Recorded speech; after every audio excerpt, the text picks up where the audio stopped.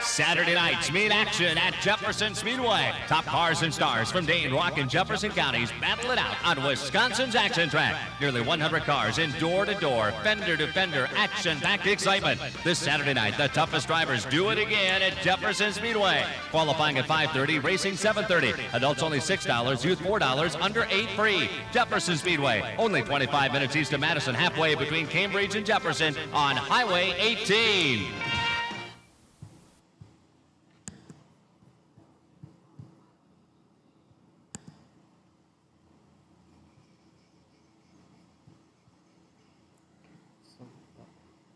Good evening, everyone. This is going to be one of our first broadcasts from TurnOneTap on Tuesdays, where we're going to cover vintage racing.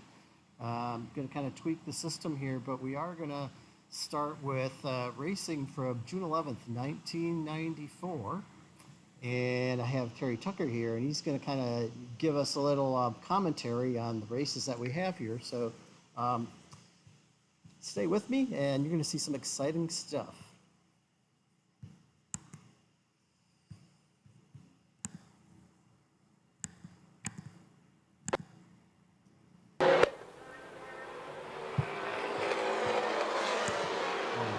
So we're at the end of that international race here. I just want to get some sound so you can hear what's going on here.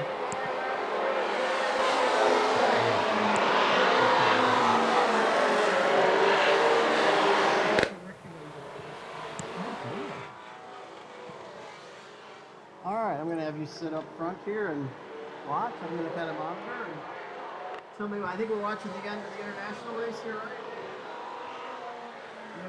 Yeah, the blue 47 car is Mr. Pankow. It's probably David Pankow, Jimmy's brother.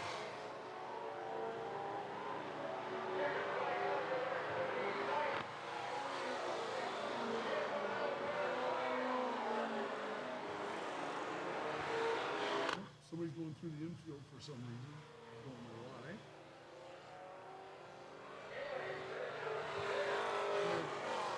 Yellow Mustang that's coming around, it's Mr. Kusa. Oh, look at that. Scotty Null on the outside front row. Eric Gerlach, 55. Trying to figure out who else is out there. 71, that's Charlie Cottom. The 11, I believe, that could be Charlie Muirworth. And that orange with the yellow stripe is Gene Olson. And the black 76 is Rick Nelson. The guy in the middle is Dave Dubnica.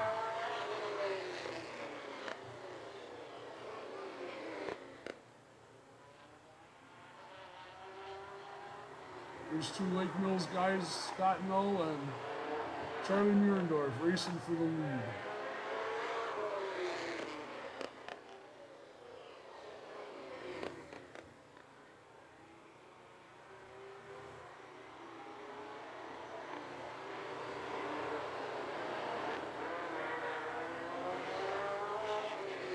I'm pretty sure that black number 27 is Dan Chesmore. He didn't adopt the blue and yellow colors until a few years later.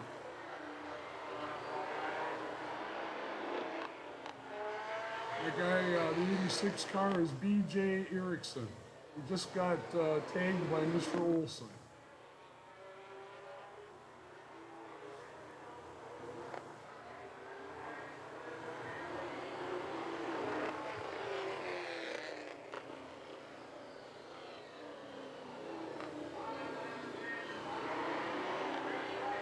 At this time, we were using single file restarts. That's why they came to the line single file.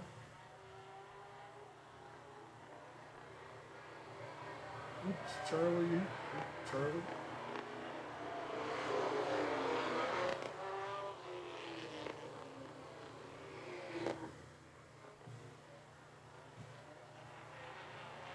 So if you're just tuning in, this is June 11th, 1994. Well, we're pretty certain that's what was on the videotape.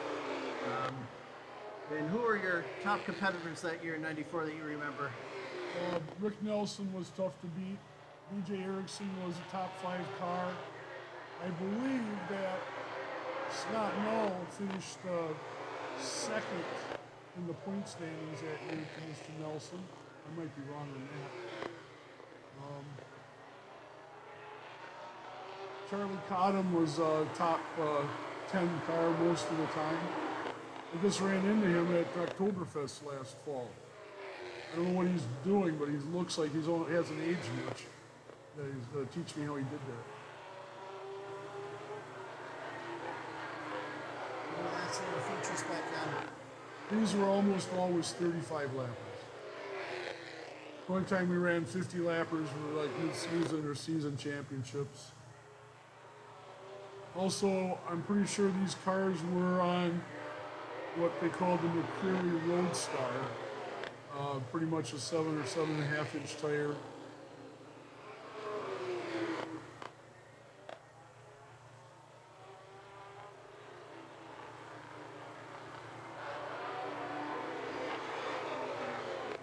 Gotta give Ericsson credit, he's not giving up.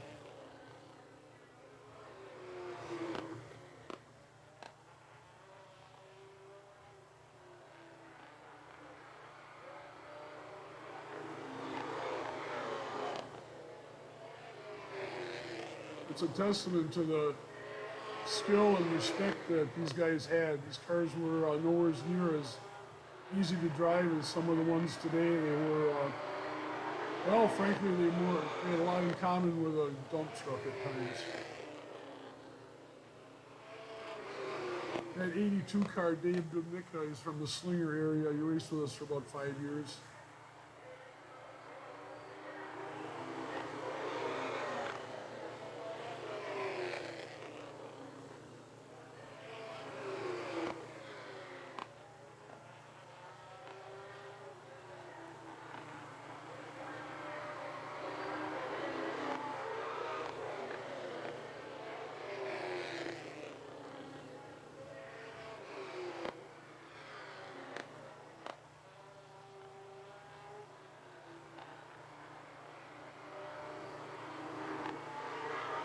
I just realized I don't think there's a scoreboard.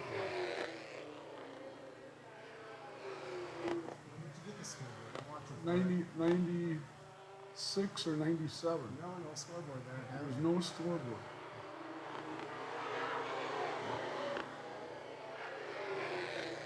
This commentary is completely off the record and is subject to review. If you, anybody out there's got superior information about this, feel free to share and correct.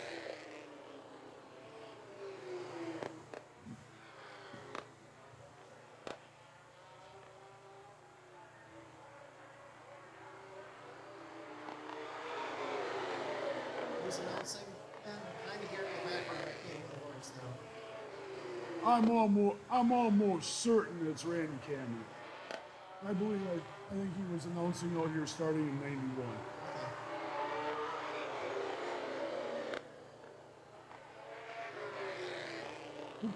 Oops. That was a calamity that didn't happen.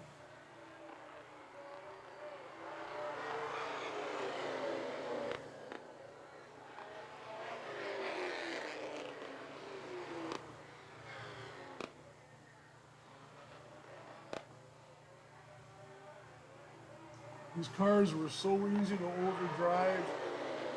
The old saying was, if you miss the entrance to 1 and 2, you've messed up 3/4 of a lap trying to get it back together. So it was always important to easy in, fast out wins. You overdrive the entrance, you will lose in the long run.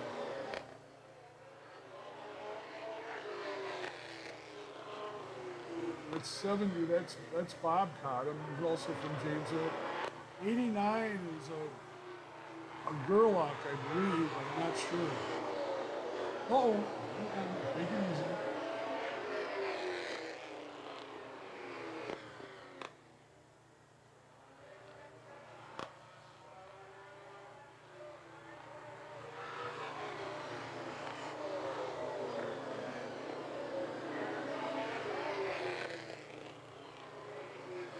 Looks like BJ's going to get it done this time. All right.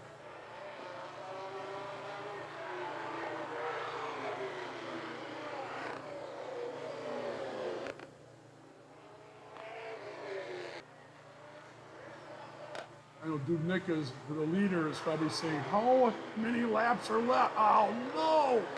Oh, nuts!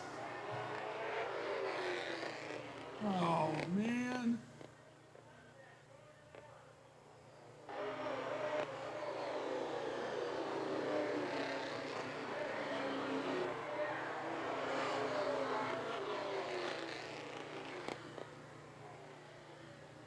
Look at that.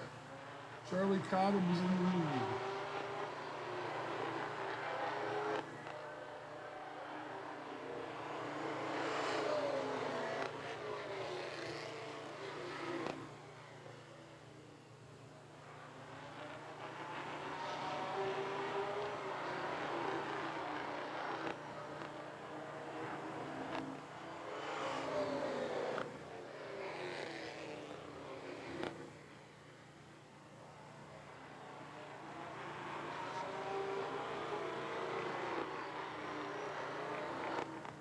Uh-oh.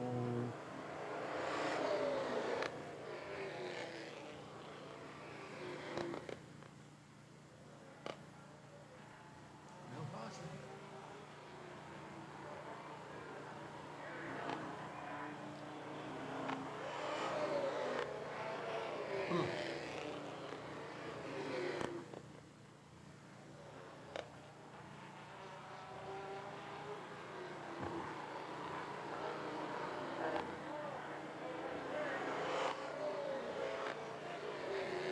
That 2-car there, that's Tommy Dorn out of Fort Atkinson.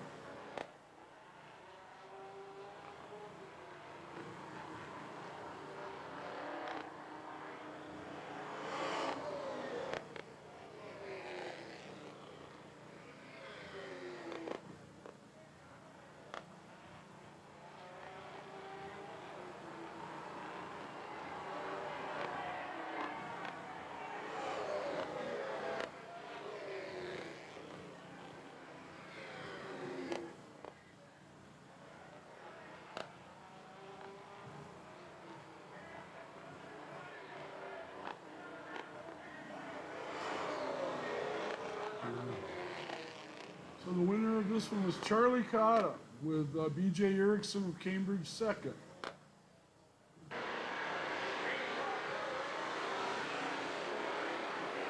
Oh my. I'm pretty sure this is what we call road warriors at the time. Oh boy, this is going to be a little bit tough.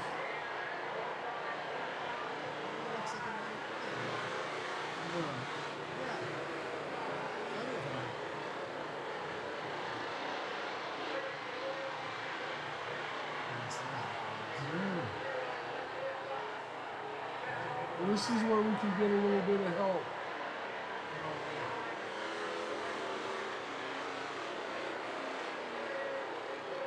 There's a gentleman out of Milton called Buckstead. I think he's the 89 car, or 91.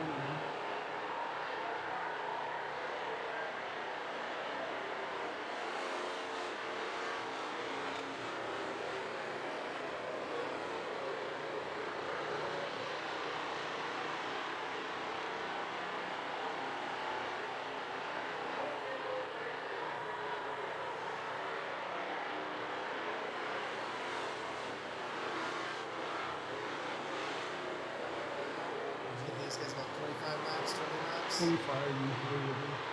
Well, I'm not even sure this is a feature. I mean, it could be a last chance race for all I know.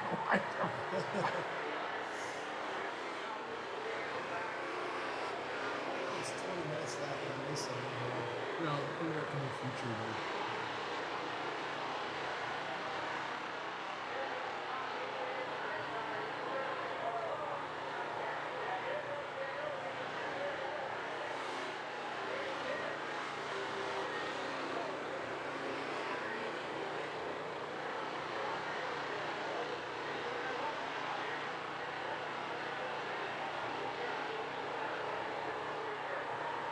I'm going to get yelled at for this, but there's a possibility that the 17 car is Noah Ramsey.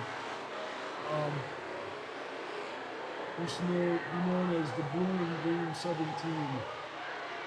Oh, oh, uh-oh, uh-oh. Oh, phew.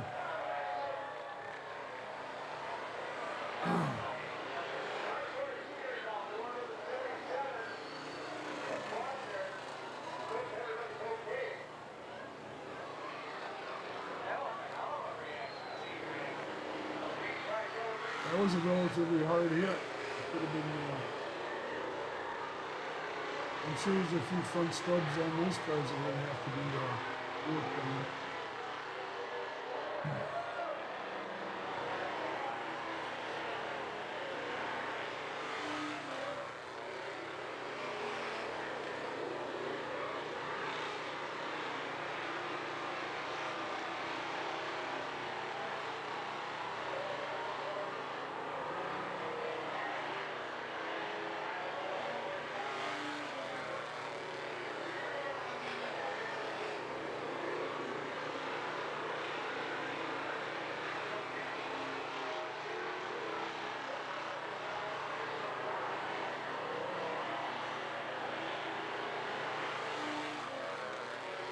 Let these guys get the times back then. Oh, the track was different. Turns 1 and 2 were not progressively banked. They were a straight 5 or 6 degrees. 3 and 4 had the 3, 6, 9, and 12 degree banking. But you'll notice that some cars worked well high, other cars worked well in the middle.